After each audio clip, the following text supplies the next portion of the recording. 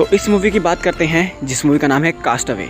इस फिल्म में एक डिलीवरी कंपनी होती है जो लोगों के प्रोडक्ट उनके पास सेफली डिलीवर करती है कम से कम टाइम में। और हमारा जो प्रोटैगनिस्ट होता है, जो हीरो होता है, वो इन लोगों का मैनेजर होता है। वो इन लोगों को गाइड करता है कि हमें अपने सामान को कैसे सेफली और जल्दी से जल्दी अपने क्लाइंट्स तक पहुंचाना है। और बहुत ही जिम्मेदारी के साथ, बहुत ही पैशन के साथ अपने काम में मग्न रहता है, अपने स्टाफ से अच्छे से बात करता है। फिर उसे कंसाइनमेंट के लिए एक दूसरी जगह जाना होता है जहाँ उसे 3-4 दिन लगने होते हैं। लेकिन जाने से पहले वो अपनी गर्लफ्रेंड के पास आता है, उससे थोड़ी सी बात करता है, उसके साथ टाइम स्पेंड करता है जिससे वो बहुत ज़्यादा प्यार करता है। फिर वो अपने सारे क्लाइंट्स के साथ, अपनी फैमिली के साथ मिल करके क्रिसमस सेलिब्रेट करता है, डिनर करता है। फिर जाते जाते अपनी गर्लफ्रेंड से बात करता है। इसकी गर्लफ्रेंड इसको एक गिफ्ट देती है, एक घड़ी जिसके अंदर उसकी खुद की तस्वीर होती है। हमारे प्रोटैगनिस्ट को, जिसका नाम है जेम्स, उसको ये बहुत पसंद आता है और उसे बुरा भी लगता है कि ये मेरे लिए गिफ्ट लेकर आई और मैं इसके लिए कुछ भी नहीं लाया। तो ये बोलता है, ये लो मेरी गाड़ी की चाबी, मैं 3 दिन में आऊँगा और हम दोनों अपनी गाड़ी में बैठकर लॉन्ग ड्राइव पर जाएंगे। उसका तो प्लेन में आ जाता है, प्लेन टेक ऑफ हो जाता है।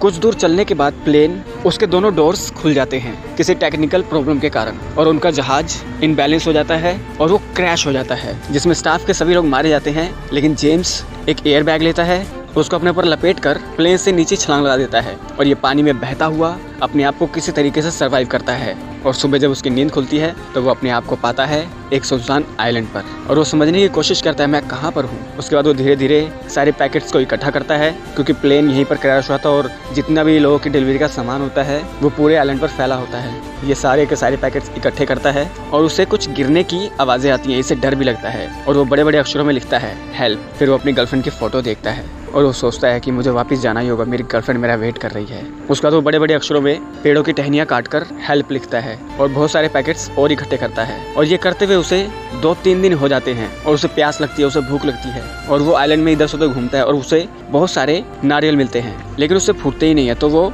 एक नोकीला पत्थर देखता है, उससे खुरच के वो नारियल को तोड़ता है और उसमें से पानी निकालने का जुगाड़ बना लेता है और वो पानी पीकर अपनी प्यास बुझाता है। फिर वो सोचता है कि अगर मैं यहाँ पर रहा ऐसे तो मर जाऊंगा, और वो इस आइलैंड का मुआयना करता है और चलता जाता है, लेकिन उसके पैरों में छाले पड़ने लगते हैं। उसके बाद वो कुछ कपड़े फाड़ कर अपने पैरों के लिए जूते बनाता है और वो जाता है सबसे ऊंचे वाले पहाड़ के ऊपर और वहाँ से वो अपनी लोकेशन देखने की कोशिश करता है और इसे दिखाई देता है चारों ओर सिर्फ समंदर ही समंदर है।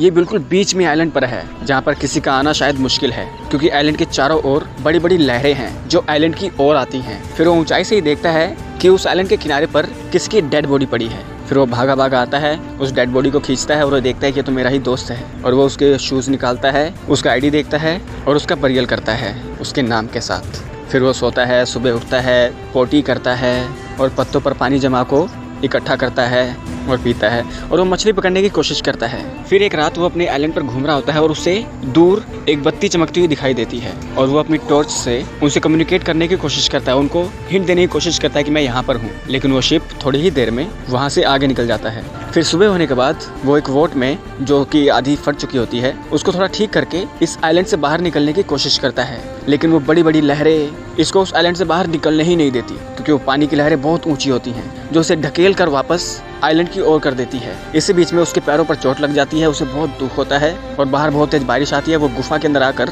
थोड़ा पानी पीकर सो जाता है। उसके बाद मॉर्निंग में वो पैकेट्स को खोलना शुरू करता है। एक में उसे फुटबॉल मिलती है, एक में उसे जूते मिलते हैं जो कि शायद वो जो आइस के ऊपर घूमते हैं ना, वो वाले शूज होते हैं, वो देखता है। और एक पैकेट को वो सेफली बचा के रखता है कि जब मैं यहाँ से निकलूंगा इस पैकेट को सेफली डिलीवर करूंगा। उसके बाद वो नारियल को काटने के लिए उन्हीं शूज़ का इस्तेमाल करता है जिनके नीचे ब्लेड लगे होते हैं। उसके बाद वो कुछ कपड़ों से मछली पकड़ता है, एक छोटी सी मछली को पकड़ के वो खा जाता है, लेकिन उसे बहुत गंदा लगता है। फिर वो कुछ औजार बनाता है और एक केकड़े को पकड़ लेता है और उसे खाने की कोशिश करता है, लेकिन नहीं खाया जाता। फिर वो सोचता है कि मुझे आग जलानी पड़ेगी ये चीज़ें खाने के लिए, और वो एक लकड़ी को नीचे रखकर दूसरी लकड़ी से उसके ऊपर उसे घिसता है, लेकिन इसके हाथ उसके अंदर छाले पड़ जाते हैं, लेकिन आग नहीं जलती। उसके बाद वो दूसरा तरीका आजमाता है, नीचे एक लकड़ी को रखकर दूसरी लकड़ी को उसके ऊपर घसीटता है आगे पीछे करता हुआ, लेकिन उसको चोट लग जाती है। उसे गुस्सा आता है, वो फुटबॉल को गुस्से में उठाकर बहुत दूर फेंक देता है और फिर वो फुटबॉल को देखता है कि फुटबॉल पर एक फेस जैसा कुछ बन गया है, तो वो उस फुटबॉल के ऊपर एक फेस बना देता है और उसका नाम रखता है डेविड, और वो उसको सामने रख कर उससे बातें करता है और आग जलाने की कोशिश करता है। और इस बार बातें करते करते, घिसते घिसते, बहुत कोशिश करने के बाद फाइनली वो आग जला देता है। और जब वो आग जलाता है उसे बहुत खुशी होती है और वो कहता है कि मैंने आग की खोज कर ली, और वो सारा दिन सारी रात वहाँ पर आग जलाता है। और अपने आप को जिंदा महसूस करता है और वो अब केकड़ों को मार के उसको पका के खाता है। उसके बाद वो कैलकुलेशन करता है कि हम लोग इस साइड से उधर उड़े थे और वहाँ पर जाते जाते हमने 2 घंटे तक सफ़र किया, 2 घंटे बाद हम शायद इस लोकेशन पर हैं और ये वो आइलैंड है जहाँ मैं फंसा हुआ हूँ और मुझे जाने के लिए इतनी सारी चीज़ें चाहिए। वो मतलब कैलकुलेशन करता है कि मुझे यहाँ से कैसे निकलना है डेविड से बातें करते हुए।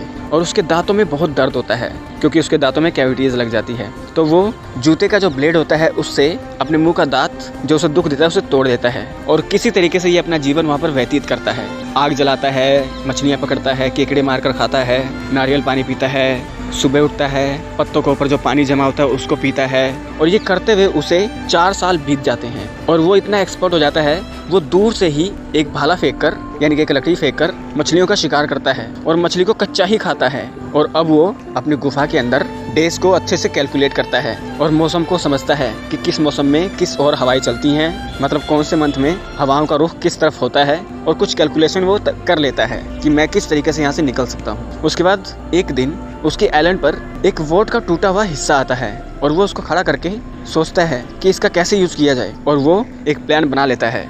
उसका तो बहुत सारी पेड़ों की टहनियाँ काटता है और उससे रस्सी बनाता है, लेकिन उसके लिए रस्सी कम पड़ती हैं, तो वो उसी ऊंचाई पर जाता है उस पहाड़ पर जहाँ से वो मरने की कोशिश कर रहा था, एक रस्सी बांधकर और उस रस्सी को लेकर आता है और बहुत सारी पेड़ों की टहनियाँ काट कर अपने लिए एक वोट तैयार कर लेता है। और पूरी तैयारी करने के बाद वो जाते जाते वहाँ पर लिख कर जाता है बहुत कुछ। उसके बाद वो इस आइलैंड को अलविदा कहकर यहाँ से निकलने की कोशिश करता है और फिर से उसे बहुत ही बड़ी बड़ी लहरों का सामना करना पड़ता है, लेकिन इस बार उसने एक ऐसा प्लान बना लिया होता है जैसे ही बड़ी लहर उसके शिप से टकराने की कोशिश करती है उसके पास जो बोट का टुकड़ा होता है उसको बीच में से खोल देता है तो वो एक वी शेप में बन जाता है और इसकी शिप उस वी शेप से उस ऊंची लहर को काटते हुए आगे निकल जाती है। लेकिन इसी बीच में इसकी शिप का बहुत ज़्यादा नुकसान हो जाता है और पूरा दिन सफ़र करने के बाद आंधी तूफान आता है और सुबह जब उसकी नींद खुलती है तो वो देखता है कि उसकी जो फुटबॉल है, उसका जो डेविड है वो इसकी शिप पर नहीं है और वो देखता है कि उसका डेविड जो वो दूर बहता चला जा रहा है और वो अपनी शिप से एक रस्सी बांधकर उस डेविड को यानी उस फुटबॉल को रोकने की कोशिश करता है, लेकिन वो चला जाता है बहता हुआ उसी आइलैंड पर।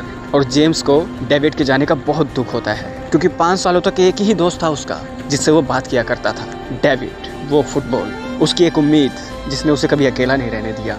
बहुत रोता है वो। उसका एक दिन और गुजर जाता है और इसका सफ़र जारी रहता है और फिर सुबह एक बड़ी शिप उसकी छोटी सी शिप के आगे से गुजरती है और वो सेफली शहर में पहुंच जाता है। उसका डेविड की गर्लफ्रेंड, उसको पता चलता है कि डेविड जिंदा है और डेविड एक प्लेन में बैठकर अपने घर की ओर वापस आता है और उसे बड़ा अच्छा लगता है। फिर वो अपनी कंपनी के अंदर आता है और कंपनी में आने के बाद वो एक मैनेजर से मिलता है जिसने इसकी पोस्ट ले रखी है और वो बताता है मैंने तुम्हारी गर्लफ्रेंड से शादी कर ली है और उसके 2 बच्चे भी हैं। तुम्हारे जाने के बाद हमने तुम्हें खोजने की बहुत कोशिश की लेकिन तुम नहीं मिले, फिर हमने तुम्हारे सामान के साथ एक बरियल किया। उसके बाद मैनेजर यहाँ से निकलता है और वो जेम्स की गर्लफ्रेंड से बात करता है, लेकिन उसका हस्बैंड उसको अपने साथ ले जाता है। उसके बाद जेम्स उस हॉल में आता है जहाँ पर सब लोग इसे कांग्रेस कर रहे थे कि तुम्हारी नौकरी तुमको वापस मिल गई है, तुम इतनी दूर से सर्वाइव कर वापस घर आ गए हो। और वो देखता है बहुत सारा खाना और फिर वो अपने बीते हुए 4 साल याद करता है कि मेरी लाइफ में एक ऐसा टाइम था मैं खाने के लिए तरस रहा था, 15-20 दिन मैं कुछ नहीं खा पाता था और कितनी मुश्किलों से मैंने वहाँ पर 4 साल सर्वाइव किया।